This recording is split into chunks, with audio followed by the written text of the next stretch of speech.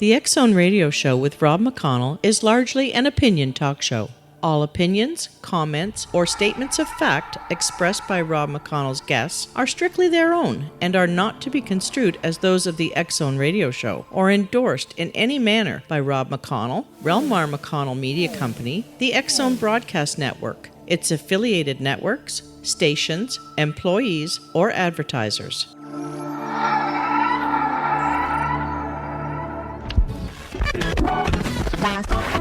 All Hit Radio.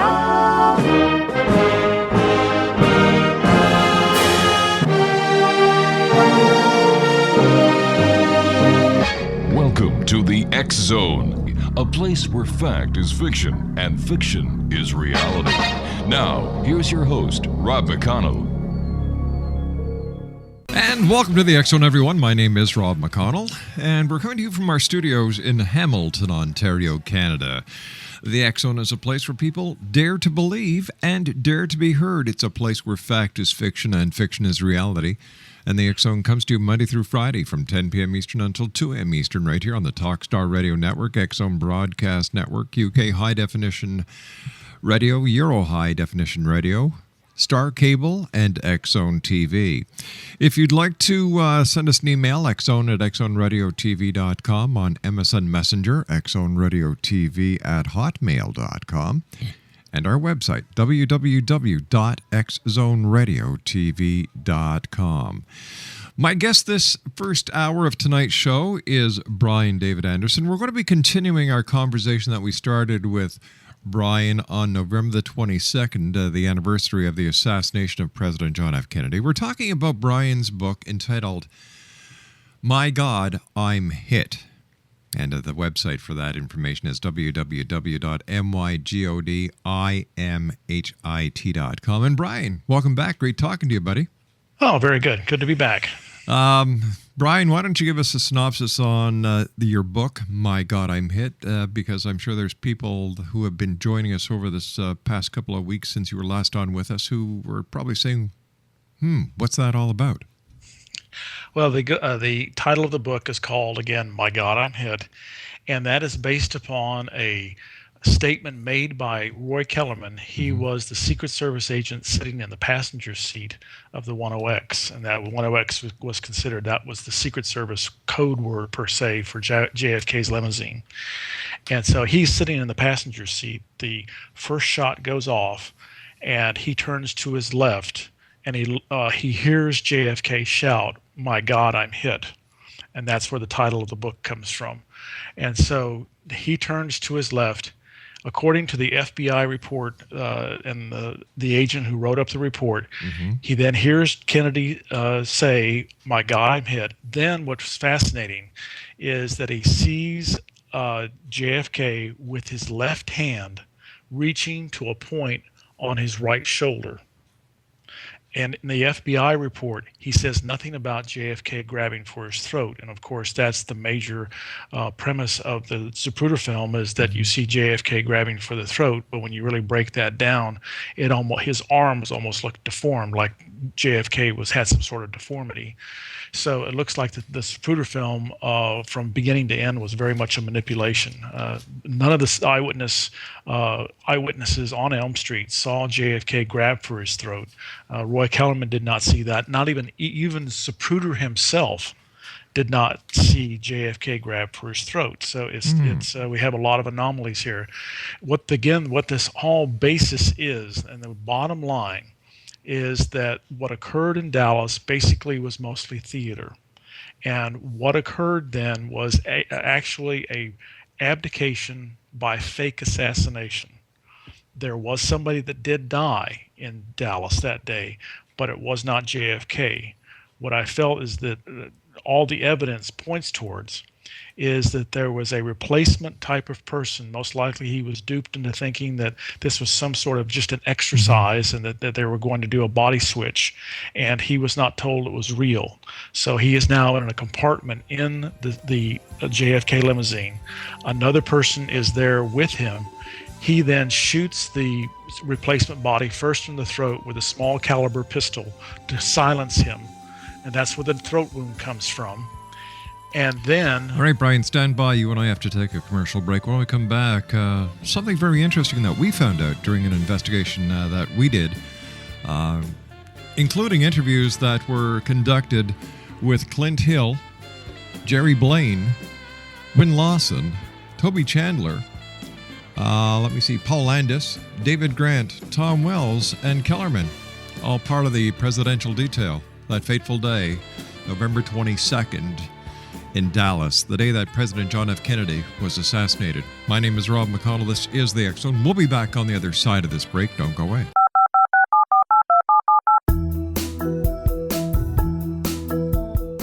Did you know that when you're on the road with limited data or Wi-Fi, you can still listen to the X Zone radio show with Rob McConnell, The Science of Magic with Gwilda Wiyaka, X-1, Dimension X, Space Patrol, and every minute of the X Zone broadcast network by calling 213-401-0080, courtesy of Audio Now. No smartphone, app, or internet needed. It saves your data plan and it's free if you have unlimited minutes.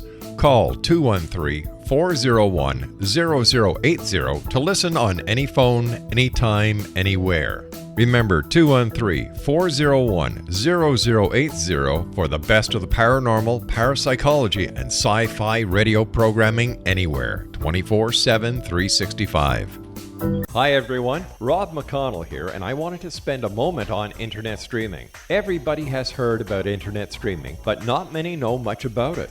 Did you know the internet streams just about everything? Movies. From new releases to old classics. TV shows. Almost every show, every episode, and much more. But the question has always been, how do you do it? Well now, thanks to the folks at 123 Ready TV, I have the answer for you. They have developed a simple program app, 123 Ready TV, that you install on your Windows PC, Android smartphone, or Android tablet that can have you streaming like a pro in less than 5 minutes. You truly won't believe how much is available or how easy it is to do until you try. And for a one-time cost of only $19.99, this product is a real winner. To learn more about 123 Ready TV, visit our website at www.xzbn.net.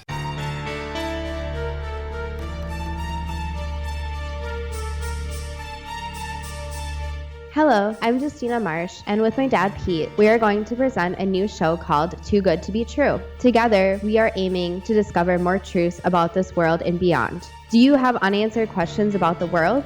Do you ever wonder about aliens, conspiracy theories, or the universe?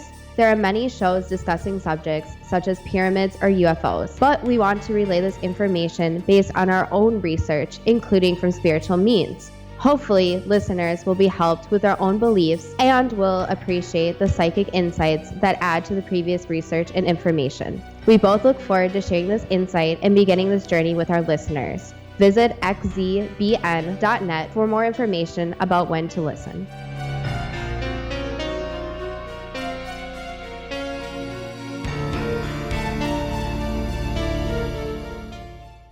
Exonation Brian David Andersen is our guest. He's the author of My God, I'm Hit. His website is www.mygodimhit.com. Brian, I'm sorry I had to cut you off there, pal, but we had to take that commercial break. So why don't you continue? I'll just with finish the up real synopsis? quick Sure, here yeah. again, because you asked about the kind of synopsis of the book. And so then there was a replacement victim in the trunk, probably dupe there, saying they were going to do some sort of body switch, and this was just going to be an exercise. He did not know that he was going to be the victim.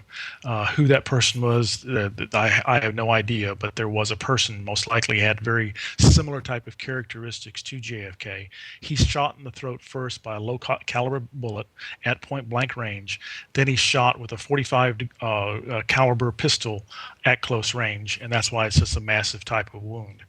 And so now that they're between Elm Street and then Parkland Hospital, there is a body switch. And again, there's all sorts of blood patterns that are taken by pictures by the FBI that we go into in the book and analyze these pictures, that the only way that these bloodstains could have occurred is if there was a body switch. Now, we also go to the fact, and we were talking just a bit off camera here, is that one of the premises also of My God, I'm Hit, the book, is that there is a lot of contradictory statements made by especially Secret Service agents. And what My God, I'm Hit is to do is to go through this minefield, and I mean it's a real minefield, of one that the FBI, when the Secret Service were either telling the truth or when they were lying. There is no doubt that Roy Kellerman, who heard the president shout, "My God, I'm hit," he lied to someone. 2 days after the Ho events, he gives a statement to the FBI. He says nothing about JFK grabbing for his throat. He says he grabs with his left hand to his right shoulder. That's what he told the FBI. Now, the Zapruder film comes out. They've manipulated it so the arms are there. So basically, I'm sure that there was all sorts of pressure put on him when he goes up to the Warren Commission, and then he makes other statements to CBS and other places. This is all speculation. What's that now? What you're saying about the Agent Kellerman. Kellerman. What's fact is that he told the FBI one thing, and what he told the Warren Commission is totally something different. So he either lied to the FBI or he lied to the Warren Commission. So now what we need to do here is when the Secret Service makes a statement like this, is there any sort of corroboration?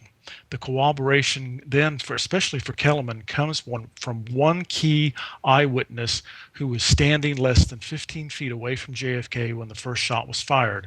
Her name was June Dishong. June then, within minutes after she sees all of the events occur, she goes and writes in her diary everything that she saw. That diary stayed locked away until her death in 1998. Then the family released it. And now it's in the 6th floor museum, and you can see copies of it. What she states and what her diary entries are, she says nothing about JFK grabbing for his throat. And the statements she makes literally almost fit hand in glove. I mean, they corroborate totally what Kellerman said to the FBI. None of her statements have anything to do with, and they are totally opposite of what the statements he makes to the Warren Commission. All right, let me ask you this. How do we know for a fact that she actually wrote in her diary the very time when President Kennedy was assassinated? How do we know she was really there? She's in the Zapruder film. All right, she's in the Zapruder film, but how do we know that she actually wrote what she claims? That's where, again, is that according to her family, this is now once again. This is here. She was there, and then basically the entry is once done. Once again. This is just hearsay then, because there is no actual facts or evidence to support her claims that she wrote everything down as she saw it that very minute. And then again, also is that Kellerman also said one thing to the FBI, and then he said one thing. Why are we casting so much doubt on the integrity of the United States Secret Service and taking the word of? No, I'm saying we're doing what we have to do then is to take then when a Secret Service makes a statement, okay, they make their statement. Now, are they lying or are they telling the truth? And the only way that we can know this is by other corroboration eyewitness testimonies. June Dishong is one of them. Another one then is Newman, who then stood 30 feet away. Then there's 3 key eyewitnesses. They're all around the area. And the statements they made also to the FBI, then June Dishong wrote in her diary, and basically they all say the same thing.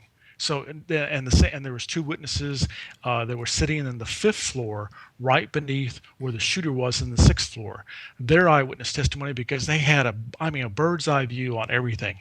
They corroborate everything that Kellerman said in his FBI testimony. They totally contradict everything that was said in his testimony to the Warren Commission.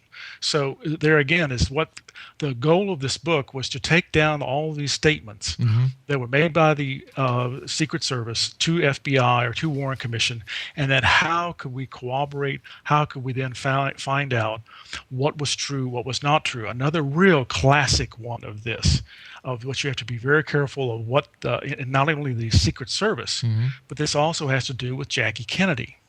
When the limousine arrives into Parkland Hospital, now she writes an article that was ghostwritten by Theodore White. It appeared in Life magazine, and she was the one that started this whole thing. And she said that that Secret Service agent Clinton Hill took off his jacket and put it over the head, and then came through the entrance of Parkland Hospital. Yes. Now there is a real major problem with that. There was a person then by the name of Al Reich. He was a ambulance driver. He is standing now less than 10 feet away from the front doors. Everybody is rolling in totally. And he now is basically has a photographic type of memory. He's not interviewed by the Warren Commission. He writes a book. He's now deceased, but he wrote a book 3 or 4 years ago. It was published by JFK Lancer. And he said some very key things. And then before he died, I had the opportunity to interview him for 2 hours because I wanted to now fill in the things that was in his book. I wanted to really drill him on that. And so I asked him, I said, at any moment, at any time, from the moment that you saw the victims rolling through, because they saw Johnson come through first, then he saw Connolly, then he saw the next one come through. I said, did you ever see a Secret Service agent with their white shirt exposed and their gun holster and Secret Service like that? And he said, no, I never saw anybody with their white shirt and their gun holster. And he was standing right there as it was coming through. So all right, now let me ask let me ask you this question then. How come Agent Lawson witnessed Clint Hill with his jacket being put over President Kennedy? And the only reason the jacket was put over President Kennedy was because Jackie Kennedy did not want the people to see her husband in the condition that he was. And the question being is now again what Al Reich says is that when they were rolling through, and again this is up some follow-up type of questions, and it was said in his book, is that the jacket that he saw on the head of the victim as it was rolling through, and why he never questioned it is because he always assumed that jacket belonged to JFK. He didn't even, up to the time that we had that interview, he did not realize that the Secret Service had claimed that he had put his jacket on the victim. Well, once again, why would two Secret Service agents lie? Why would Agent Lawson lie that Lawson got there prior to the? We're getting to that point. We're getting to that point now. Is that the reason being why they're lying and why it was so important for them to all have this? And she started off 2 weeks right after all the events and wrote this thing up in Life magazine. Right. Is that what Al Reich saw? He was standing right there, and he said, as everything was passing by, and he just assumed that the jacket belonged to JFK. And the thing, though, is that he saw the jacket with a pinstripe on it. JFK wasn't wearing a pinstripe jacket. The Secret Service were not wearing pinstripe jackets. How do you know? Then Al Reich also moved. Wait a sec. Hold on here. Back up. How do you know the Secret Service wasn't wearing a pinstripe jacket? How do you know, in fact, that it was a pinstripe jacket? Just because this guy says so, it's taken for verbatim? Now, that's what I'm now following up. Now, Al Reich moved the body from the operating table into a casket. That was his job. And he picked it up and he looked at the whole back first, and that also is absolutely mind-blowing what he saw when he lifted up the body and then examined it because he wanted to clean it off. Then he set it back down, and then one of the key things he also said is he saw that pinstripe jacket a second time on a pile of clothes in Trauma Room 1. So it's not only just one time that he saw the jacket, but he saw it twice. All right. So how do we know? But once again, hold on here. How do you know that the pinstripe jacket that he alleged he saw was not the jacket of Clint Hill? Because if you look at all the photographs of the Secret Service, the Secret Service do not wear pinstripe jackets. Go look at their regulations. All right. Okay. Regulations, they do not wear pinstripe. Question here. Hold on. Brian, it's a conversation two-way. Okay. Go ahead. The, Sorry. the question is, it seems that you're taking the one or two witnesses and building a case on that and going against a 40-man presidential detail of the United States government, the United States Secret Service. And I'm having a hard time understanding why. Again, is that you have, like, again, Kellerman tells the FBI one thing and he tells the Warren Commission another. So now, as I said, there's a big minefield of truth and there's a minefield of lies. All right. And so now, that I can basically, now understand. what we have to do is corroborate those with also doctors, nurses, the same thing. I asked Dr. McClellan. Okay, Dr. we've got to Robert take a McClellan, commercial break. We'll be right back after the news. X Zone Nation, Brian David Andersen is my guest. We're talking about his book, My God, I'm Hit, www.mygodimhit.com. And we'll be back on the other side of this commercial break as we continue from our studios in Hamilton, Ontario, Canada. This is the X Zone. My name is Rob McConnell. Don't go away. This is the X Zone Broadcast Network, broadcasting worldwide on broadcast affiliates and satellite program providers, including CNN Broadcast Network, Sirius Satellite Network, Star Media, Good News Radio Network, Angel Broadcast Network, Wiki Broadcast Network, and WPBN TV. For more information on the X Zone Broadcast Network, visit us at www.xzbn.net.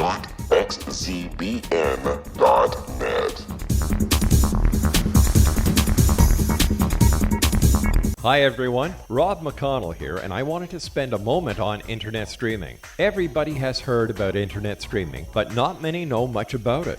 Did you know the internet streams just about everything? Movies, From new releases to old classics. TV shows, Almost every show, every episode, and much more. But the question has always been, how do you do it? Well now, thanks to the folks at 123 Ready TV, I have the answer for you. They have developed a simple program app, 123 Ready TV, that you install on your Windows PC, Android smartphone, or Android tablet that can have you streaming like a pro in less than 5 minutes. You truly won't believe how much is available or how easy it is to do until you try. And for a one-time cost of only $19.99, this product is a real winner. To learn more about 123 Ready TV, visit our website at www.xzbn.net. And welcome back, everyone. Brian David Andersen is my guest. We're talking about Brian's book entitled My God, I'm Hit, www.mygodimhit.com. Brian, we're talking about the assassination of President Kennedy and the controversial testimony of one of the agents of the United States Secret Service that was assigned to the presidential detail. Now, Exo Nation, for all of you who may not know, at that time in American history, there were only 40 members of the United States Secret Service that were detailed to the presidential detail. And their responsibilities not only included the protection of President Kennedy and his wife and children, but also to the other members of their family. Now, while the president was going around and visiting people, which he loved doing, for example, if he was going from, let's say, Washington, D.C. to Florida, and then from Florida to Texas, and then from Texas to California, secret agents, special Secret Service agents, actually go to these cities, and they prepare the way. They do investigations, check and chat with the different law enforcement agencies, and they hop from one place to the next. And of course, this also depletes the number of agents at any one given time during the presidential, when John F. Kennedy was president, he had at any given time 5 to 7 agents around him. That day in November of 1963, going back to November the 22nd, he did not want the bubble on the top of the vehicle. It was one of the very he was in the vehicle with his wife in the back seat, and Governor Connolly was in the front seat as well in that car. Now, President Kennedy also was very well aware of the dangers he was under. He frequently talked about how easy it would be to shoot the president, and this is a quote: "Somebody could take a shot from a window at me, and there was nothing anyone could do about it." Was he psychic, or was he just a realist? I have seen interviews that were conducted with the United States Secret Service agents that were assigned to the presidential detail: Clint Hill, Jerry Blaine, Wynn Lawson, Toby Chandler, Ron Pontius, Paul Landis, David Grant, Tom Wells, and Kellerman. And you know what? I look at those men, I listen to the passion in their voices. They tear up, and they cried at various times during the interviews that I was able to see, because of their passion. They considered themselves to be part of the president's family. During the missile crisis, President Kennedy said to one of his Secret Service agents, he says, if we go to war, if there's an attack, you're going to have to come with me. Who's going to take care of your family? Is your family ready? So he was a very compassionate president. He was well loved and well respected by the United States Secret Service detail that worked with him, that protected him, and that were willing to take a bullet for him. During the interviews that I was able to see with Hill, Blaine, Lawson, Chandler, Pontius, Landis, Grant, Wells, and Kellerman, they all regret and wish they could have done something different going back to November the 22nd, 1963. Brian, these guys, if this is a conspiracy, they should be in line for some of the greatest acting awards. That is true. So now we go back and you say, okay, they looked real teary-eyed. They have how much it was sincere, how much it was an act. You don't know. But now we go to the facts. The facts were the night before they were in a club called the Cellar. Yeah. And they were drinking Everclear. They were all drunk the next day. Yeah. If you want to get a perspective. Now, how do we know that they were drunk? That's well known. It's actuality. Jack Ruby found out that they were there, and he sent over some strippers. Oh wow, Jack Ruby. Now there's a credible. There's a credible. No. Piece of work. The owner. His name was Kirkwood, okay. And he also testified that they were all there. Jack Ruby sent over some strippers and entertained them. So now we have that first thing, that they were all in the cellar. They were pretty much drunk.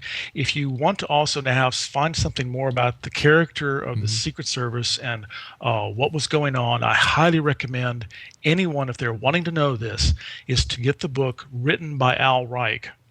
Again, he was the ambulance driver. It was there from the day one, right when the stretcher rolled through, right. And there was nobody who had more interactions with the Secret Service than Al Reich while the body was at Parkland Hospital. And if you want to get an insight into it's human. It's both, but they're not these. The whole different persona is basically expressed during, especially in Al Reich's book, about the demeanor and also the attitudes of the Secret Service. It's quite different than what you're painting here, right? With saying that they get teary-eyed and all that. Well, I'm just telling you what I saw. And that's where, again, there's a lot more than what you just see. There's also. But you know what, Brian? I don't believe everything in life is a conspiracy.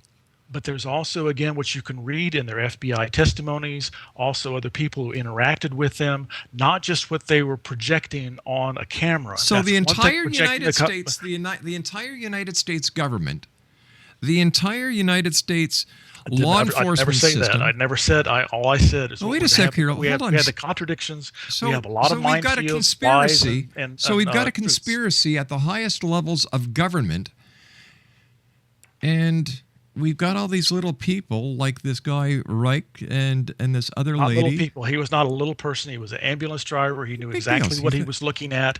And again, he was never called to the Warren Commission. He should have been right there testified because he was right there in the thick of it. If you read his book, again, if you want to say about sincerity, he just lets it all out. There's no reason for him to make up things. Sure there is. Yes, there is. Sure, he wrote a book. He's making money at it. And again, sensationalism sells. And if they want to protect their reputations, that the Secret Service will lie also? Does it all have to do with money? What about reputation? Are they also lying for their reputation? Are they trying to protect that?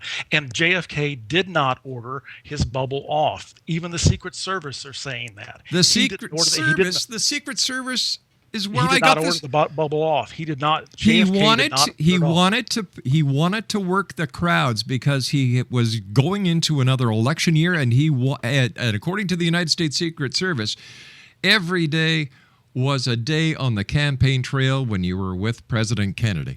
And basically, again, even the Secret Service agents themselves are saying that JFK did not order the agents off the car, nor did they order. It wasn't him who ordered off the bubble. That was other people that were doing that. They would always put the thing on JFK, who now cannot speak for himself. But now, even the Secret Service, some of the agents are saying themselves that a lot of things that are coming out that they said that JFK did, in actuality, he did not do. So again, it is a minefield. How can we now put all of this truth and how much lies and make our way through it and find out what the reality is? And that's what I've attempted to do in the book.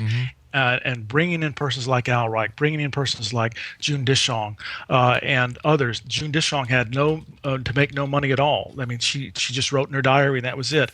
Al Reich, he knew his book was not going to make a whole bunch of money. And, he just wanted to tell his story. And if you read his very sincere words, and also the people that wrote the forwards to the book, and you'll see that he didn't do this for profit whatsoever. He just wanted to tell the truth and just put it out there and what it was. And he totally, again, gives you a whole different slant of what the whole Secret Service were about and what the demeanor where they were. You just said that he just wanted the truth to get out, right?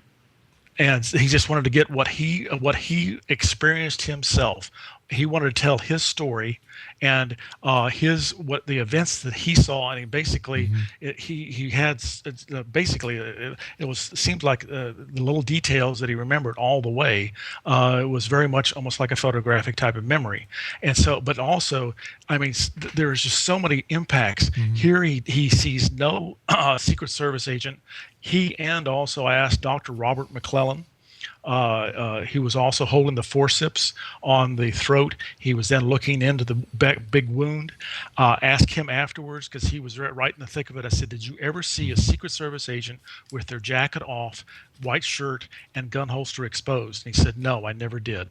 And so it's basically, again, if Clint Hill took off his jacket and put on this bloody type of person and then put it back on him, then he would also have had blood all over his shirt. He would have had it all over his hands. He would have been covered in blood because the person was bleeding profusely, that victim. And so also then asking Reich and McClellan, did you see anybody, a Secret Service with blood on their hands, blood on their shirt, anything of blood whatsoever? No, all the Secret Service were clean. And they never saw any blood. And they always saw the Secret Service with their jackets on and never with their jackets on. All right, now let me ask you this. And the only time they ever saw it, only time there's ever been anyone photographed Secret Service with their jacket off is when they were scrubbing down. Let me ask you this. Did you talk to the U.S. Secret Service? I would love to talk to them. I would love to ask them. I would really love to ask them hard questions. Did you try to approach them to get their side of the story, or is the story without their input? So far, I've not. I made an attempt about 3 years ago to try it because I knew that Clint Hill was doing some work with National Geographic. I went to the University of Missouri. I had some contacts there. I tried to make some contacts, and basically, they only give very controlled and contrived type of interviews. They will not do it with just an open journalist come in, talk to them, that type of thing. The same thing with Marina Oswald. She charged $15,000 for an interview. I would love to sit down and talk with Marina Oswald, but I don't have $15,000. Let me ask you this: did you go through any of the available archives, as we did, to listen to their interviews? Yes, I listened to as much of their interviews as I could. Okay. And Did- but the and main thing, what did I you wanted hear- to do, did you hear the- rather than doing that, I went to their testimonies that they gave to FBI and to Warren Commission. That is far more important than what they projected on a piece of film Well, wait a 15, sec. 20 years later. Well, It's you know, what when now, you've what's got an most agent- important is what they said, what the nitty gritty of the events that they reported to Warren Commission, and also the HSCA, which was the follow up to it. What type of testimonies they gave there, and to the Warren Commission, and to the FBI. What they project on film, that could also be a tremendous act. And if you want to get pulled come into on, all of that Brian. act, Come go on. ahead. Come on, Now, not let's sit everything down. in life is a conspiracy. Then when is the last time that you have also sat down, and that's where I say sit down and read their FBI testimony and their Warren Commission testimony. I mean, that takes President hours to Kennedy. do. President Kennedy died in 1963. For goodness' sake, are we going to keep on bringing up all the past? Like, these guys have lived a life of hell after that. For gosh sake! In fact, here's an email that I received just a few minutes ago from one of our listeners. Why does every generation have to prove who killed Kennedy? French intelligence first solved the mystery in 1965. At New Orleans, DA Jim Garrison interviewed every living witness he could find, including one of the sharpshooters, for his grand jury investigation. He concluded the conspiracy originated at the highest levels of government, the Joint Chiefs of Staff. The House Committee on the Assassination proved in 1978 that Oswald didn't do it alone, and Oliver Stone had to prove it all over again in his 1992 movie. I write about this and other antics of professional criminals. Blah, blah, blah. Okay. Okay, and now can I answer that question for you? Yeah, sure. Why it is so important is because we had our first fake event. It was called the sinking of the Maine here for the United States military. We have now had all sorts of other fake types of events, created types of events. We also had where our Treasury Department no longer printed money. It went to a private bank called the Federal Reserve. We had Pearl Harbor, which was basically just a setup, the whole thing. We've had so many things that have been set up all the way through our history. And now we also have 9/11, the same thing. There's possibly a demolition. Stand by. Now, You and I have to take our final break. We'll be right back. X Zone Nation, this is the X Zone. Send me your emails. xzone@xzoneradiotv.com. I'll be back on the other side of this break as we continue with Brian David Andersen, www.mygodimhit.com. This is the X Zone Broadcast Network, broadcasting worldwide on broadcast affiliates and satellite program providers, including CNN Broadcast Network, Sirius Satellite Network, Star Media, Good News Radio Network, Angel Broadcast Network, Wiki Broadcast Network, and WPBN TV. For more information on the X Zone Broadcast Network, visit us at www.xzbn.net. Hello, I'm Pete Marsh. With my daughter Justina, we will be presenting the new radio show, Too Good to Be True. If something seems too good to be true, it usually is. But with the help of Justina's amazing gifts, we're going to gain insight into questions that don't yet have complete answers. Have you wondered who built Stonehenge and for what reason? Why are crop circles found in the same region as Stonehenge and elsewhere? Are crop circles a hoax, or are they created with technologies that we have little knowledge of? Who built the pyramids in Egypt and also in other countries? How and why were they built? Was the Titanic switched with the Britannic as part of a gigantic insurance fraud, or for more insidious reasons? What caused the Tunguska event when trees were flattened over an 800 square mile area in Siberia? Will the new insights be too good to be true? Well, that will depend on what you are prepared to believe. Please join us as we start on this journey together.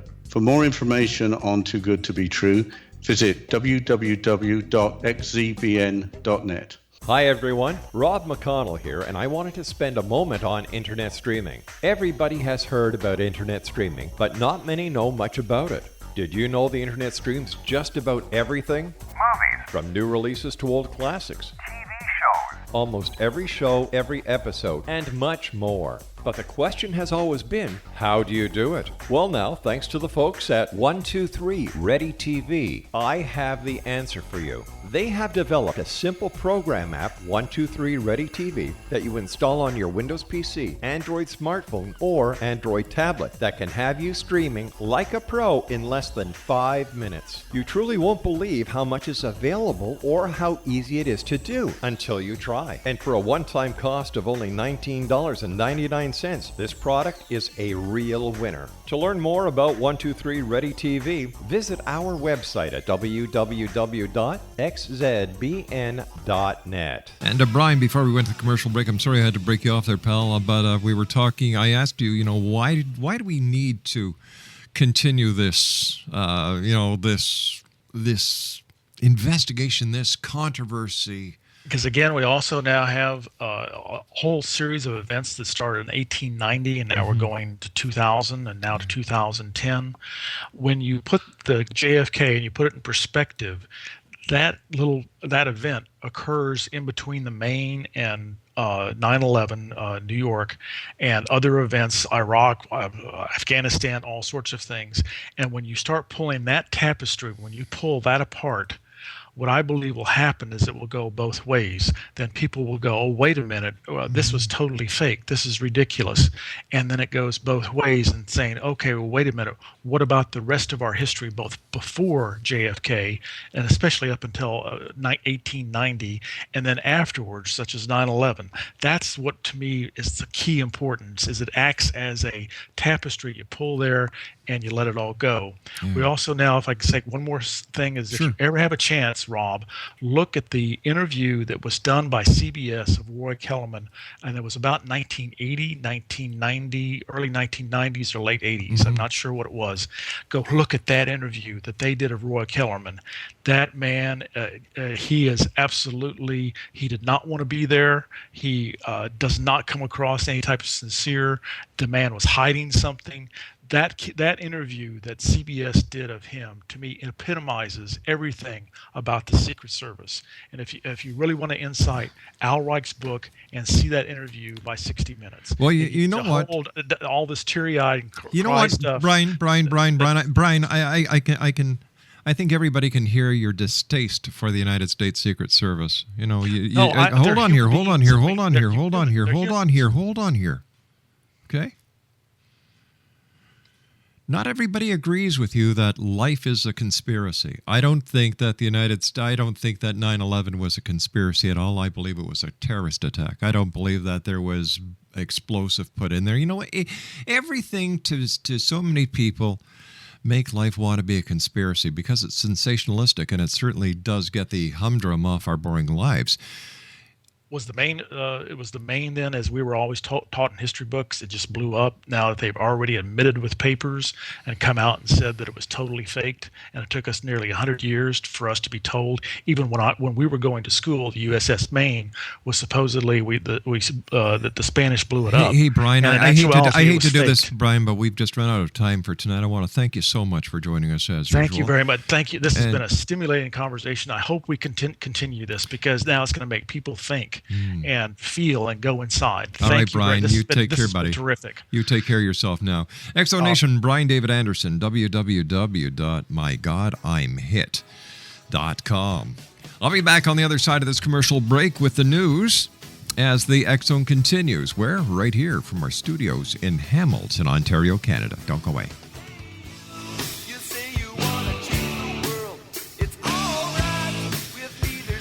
Oh, yeah, just one more thing before we go away. I think the United States Secret Service does a great job. I think that anybody who carries a badge carries a target. And when push comes to shove, I'll take the word of the Secret Service over an ambulance attendant.